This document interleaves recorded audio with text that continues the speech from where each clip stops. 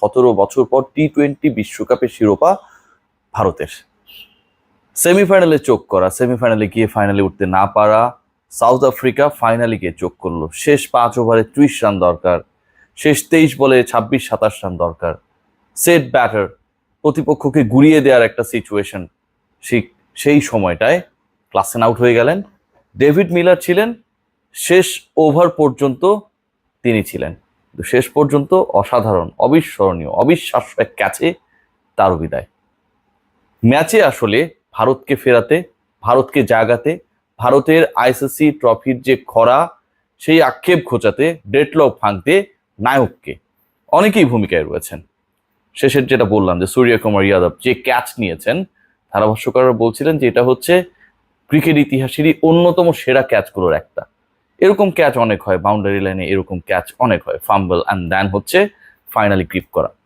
কিন্তু এরকম প্রেশার সিচুয়েশনে, এরকম মোমেন্টে যে ক্যাচটা তিনি নিয়েছেন নার্ভ ধরে রেখে এবং শেষ পর্যন্ত সেটাকে আউটে পরিণত করা, শুধু 6 বাঁচানো না, ডেভিড মিলারকে ড্রেসিং রুম সাজঘরের পথ দেখানো, এক কথায় অবিশ্বাস্য।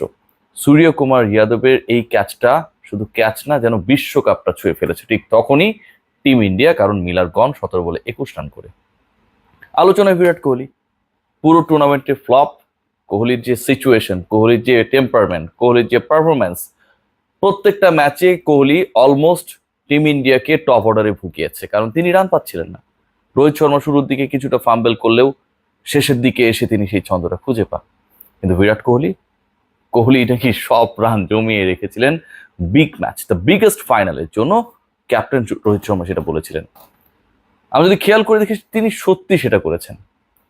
টি-20 ক্রিকেটকে বিদায় জানানোর যে মঞ্চ, ঠিক ওই জায়গাটায় গিয়ে বিশ্বকাপ ফাইনালে ভারতকে জেতানো ইনিংস খেলে ম্যান অফ দ্য ম্যাচ। এমন এক ইনিংস যেখানটায় 34 রানে 3 উইকেট নেই ভারতের, রোহিত শর্মা নেই, দ্রুত ফিরে গেছেন, কিপার ব্যাটার দ্রুত ফিরে গেছেন, সূর্যকুমার যাদব দ্রুত ফিরে গেছেন। এই যে 3টা উইকেটের পতন, পান্ট, সূর্যকুমার যাদব এবং রোহিত শর্মা, ভারত কত করতে পারে, অন্তত একজনকে তো ক্যারি আউট করতে হবে। ঠিক সেই জায়গাটায় বিরাট কোহলিকে পারবেন, নানা সময় তিনি পারেন, কিন্তু যখন আইসিসি ইভেন্টের ফাইনাল আসে ঠিক তখন তিনি পারেন না। বহুবার তিনি পারেন নাই, বহুবার তিনি ব্যর্থ হয়েছেন, এবার পেরেছেন। 48 বলে 50 করা নিয়ে যারা সমালোচনা করেছেন, ঠিক সেটা পুষিয়ে দিয়েছেন পরে যে 8-9 বল খেলেছেন, সেখানটায় ঝোড়ো স্ট্রাইক রেটে 129 স্ট্রাইক রেটের সেই ইনিংসটাকে দেখে খুব আহামরি মনে হবে না, কিন্তু পরিস্থিতি বিবেচনায় Kohli, the way he played his innings, the way he build India's innings, fabulous. So কোহলিকে তো আপনি পিছিয়ে রাখতে পারবেন না। আসলে কে পুরো ম্যাচের মোমেন্টাম ঘুরিয়ে দিল? হার্দিক পান্ডিয়া, স্ত্রীর সাথে ডিভোর্স, মুম্বাই ইন্ডিয়ান্সের ক্যাপ্টেন্সি, মুম্বাইয়ের আইপিএলে সবার আগে বাদ পড়া, রোহিতকে সরিয়ে মুম্বাইয়ের ক্যাপ্টেন্সিতে পান্ডিয়া, ব্যক্তিগত জীবন, ব্যক্তিগত পারফরম্যান্স আইপিএলে, এবং শেষ পর্যন্ত বিশ্বকাপ দলে তিনি থাকবেন কি থাকবে না সেটা নিয়েও যখন বিতর্ক হচ্ছিল, ঠিক সেই হার্দিক পান্ডিয়া যেন ফিনিক্স পাখি, সবকিছু তিনি বদলে দিলেন ফাইনালের মঞ্চে। পুরো টুর্নামেন্টেই ধারাবাহিক পারফর্ম করছিলেন, কখনো ব্যাটে কখনো বলে, খুব বিশাল পারফরমেন্স না, তবে করছিলেন। ক্লিনিক্যাল সেই পারফরমেন্সগুলো কন্টিনিউ রাখলেন বড় মঞ্চের জন্য। খেয়াল করে দেখবেন যে তিনি যে 3টা উইকেট নিয়েছেন, 3 ওভার বল করেছেন, 20 রান দিয়েছেন, তার 2টা উইকেট হচ্ছে হেনরিক ক্লাসেনের একটা, আর একটা হচ্ছে ডেভিড মিলারের।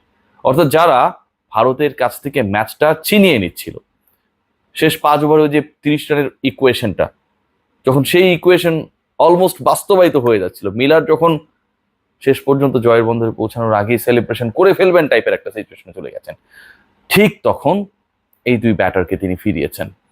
শুধু ফেরাননি, ভারতকে ফিরিয়েছেন ম্যাচে। হার্দিক পান্ডিয়ার যে পারফরমেন্স, হার্দিক পান্ডিয়া যে কান্না, হার্দিক পান্ডিয়া যে নতুন করে জেগে ওঠা, হার্দিক পান্ডিয়া তিনি পারেন, তিনি ফুরিয়ে যাননি। জীবনের সবকিছু শেষ হয়ে গেছে, কিন্তু তার দেয়ার রয়েছে টিম ইন্ডিয়ার জন্য, ভারতের জন্য, 100 কোটি মানুষের দেশের ক্রিকেট যেখানে একটা ধর্মের সাথে তুলনীয়, ঠিক সেই জায়গায় কিভাবে বলবেন যে আসলে হার্দিক পান্ডিয়া এই ম্যাচের নায়ক না? অনেক নায়ক, আমি বললাম তো, পুরো ম্যাচের মোড় ঘোরানোর ক্ষেত্রে অনেক নায়ক, এর বাইরেও কিছু নায়কোচিত রোল রয়েছে। খেয়াল করে দেখবেন রোহিত শর্মা কিংবা কোচ রাহুল দ্রাবিড়, তারও বিদায়। রাহুল দ্রাবিড় আর কোচ থাকছেন না ভারতে, কিন্তু কি অসাধারণ একটা বিদায়। কোহলি যেমন শিরোপা জিতে ম্যাচ সেরা হয়ে, ফাইনালে ম্যাচ সেরা হয়ে টাটা গুড বাই বলে দিলেন। তার মধ্যে কোনো আক্ষেপ নেই, না পাবার কোনো বেদনা নেই। রাহুল দ্রাবিড় শেষটা করলেন ভারতকে বৈশ্বিক আসরে শিরোপা জিতিয়ে। রবি শাস্ত্রী, অনিল কুম্বলেরা যেটা পারেননি, ঠিক সেই কাজটা করে।